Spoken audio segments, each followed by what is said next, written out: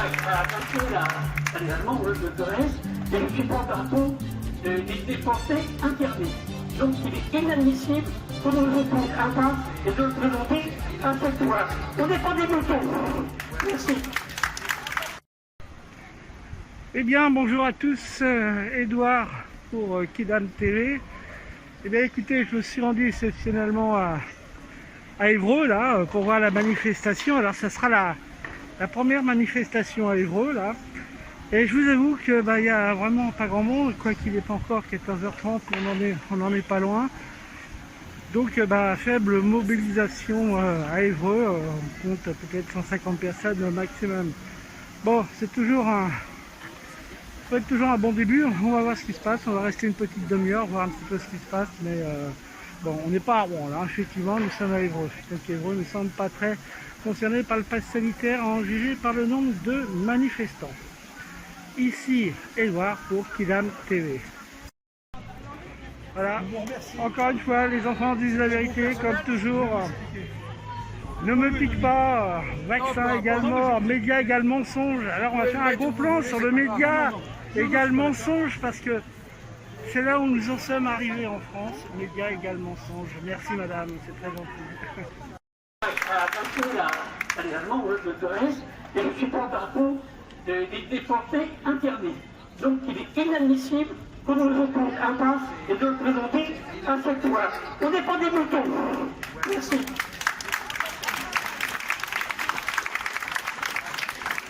Bravo. Alors, qui appelle à cette manifestation aujourd'hui. Depuis l'intervention de Macron le 12 juillet, annonçant le pass sanitaire obligatoire et les offensives qu'il entend mener jusqu'au bout contre la sécurité sociale, les retraites, les allocations chômage, des mobilisations d'ampleur d'un niveau jamais vu en plein été se tiennent désormais chaque samedi dans tout le pays. Cela faisait défaut dans notre département. Les directions de toutes les organisations ouvrières et démocratiques, politiques, syndicales et associatives ont été sollicitées, mais aucune d'elles n'a répondu à notre première sollicitation. C'est pourquoi le comité local de résistance et de reconquête de l'Eure, qui regroupe des militants ouvriers de sensibilités diverses et des Gilets jaunes, a décidé de prendre ses responsabilités sans attendre la rentrée de septembre. Votre présence à tous, dans des proportions que nous ne soupçonnions pas, atteste que nous avions raison d'appeler à cette première manifestation aujourd'hui à Évreux. Les raisons de la colère et de la protestation sont nombreuses. Je n'ai pas l'intention de les énumérer toutes, mais permettez-moi d'insister sur certaines d'entre elles. La première, c'est la question des libertés. Depuis l'ère Macron, nous ne connaissons que le régime d'exception visant à nous isoler, nous faire taire, nous interdire de nous réunir, de circuler librement. Ça a commencé par l'état d'urgence sécuritaire, puis l'état d'urgence sanitaire avec des mesures telles que les confinements qui nous ont renvoyé plusieurs siècles en arrière. Il y a eu le mouvement des Gilets jaunes, où le niveau de répression de l'appareil d'État n'a pas eu son égal depuis des décennies en France. Violence d'État que l'on a pu constater également lors de la manifestation parisienne du 1er mai contre les syndicats. Il y a eu l'ensemble des mesures liberticides que l'on a résumées à la loi sécurité globale, qui permet entre autres le fichage des militants. Et maintenant, c'est le pass autoritaire, car tout le monde comprend bien que le pass sanitaire de Marc Véran n'a rien de sanitaire. Cette question des libertés n'a rien d'anodin. Nous sommes en train de basculer dans une société du contrôle permanent où les libertés individuelles et la démocratie s'évanouissent, et ce, jusqu'aux détails les plus intimes de nos vies. Comme l'affirment de nombreux juristes, le pass sanitaire viole les principes d'égalité. État d'urgence permanent, loi séparatisme qui stigmatise principalement les musulmans et permet de dissoudre des associations, loi renseignement et sécurité globale qui accroissent le contrôle de la population, décret sur le fichage des militants, et maintenant le pass sanitaire, mais où ira-t-il? La seconde raison de la colère, après la remise en cause des libertés, c'est celle des droits sociaux. Il faudrait travailler toujours plus longtemps, être moins payé et partir avec une retraite de misère.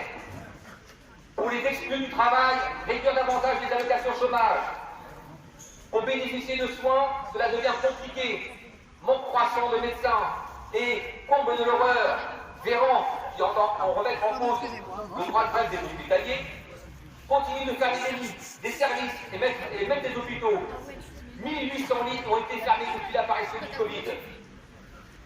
Après avoir condamné Après avoir condamné des milliers de résidents des EHPAD en leur interdisant l'accès à l'hôpital, ce sont désormais des personnes affectées d'autres pathologies qui ne peuvent être prises en charge faute de moyens matériels et humains dans les hôpitaux publics.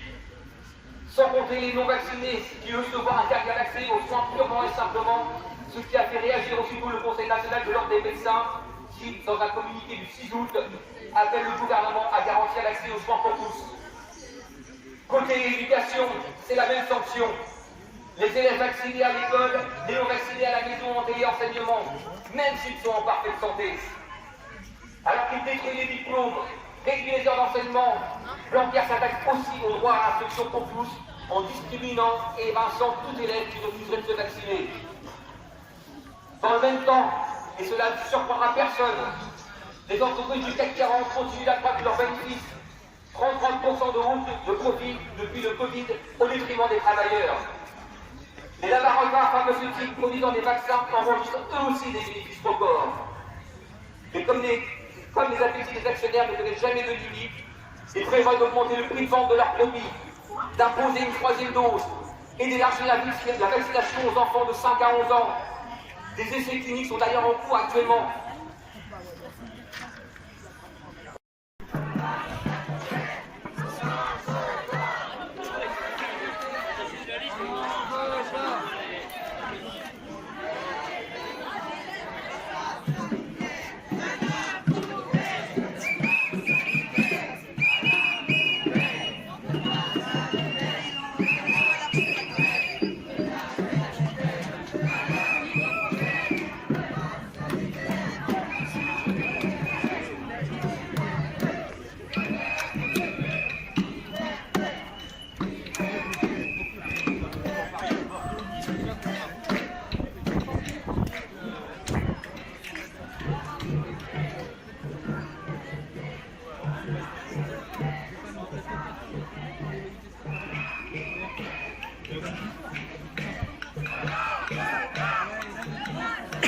Chers amis, vous voyez quand même, tout de même la manifestation c'est en train de se renforcer de minute en minute. Pour une première manifestation à Évreux, on peut avouer que c'est quand même assez réussi. Et les gens sont très déterminés, un petit peu comme à Rouen. D'ailleurs, j'ai discuté avec des manifestants ici qui viennent de Rouen pour voir un petit peu ce qui se passe à Évreux en matière de résistance. Écoutez, à Évreux, les Normands, encore une fois de plus, résistent. Bravo les Normands, je vous adore et vive la France.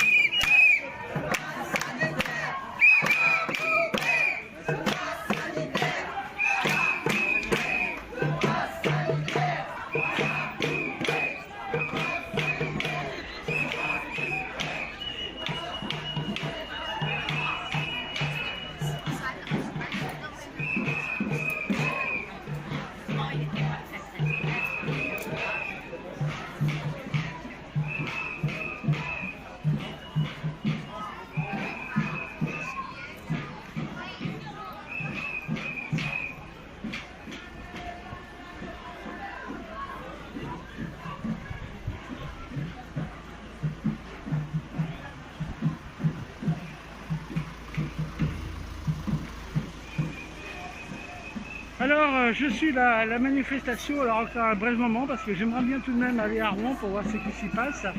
Alors, arriver à Rouen, c'est pas si loin que ça, je crois qu'une bonne demi-heure, je devrais y arriver. Enfin, j'essaie de tenter le coup, mais il faut avouer que les gens ici sont vraiment, je dirais presque, ils sont beaux. Ils sont beaux dans leur résistance, tout ça est incroyable, tout ça est vraiment un événement historique. La résistance est là. Ici, Edouard pour Kidam TV.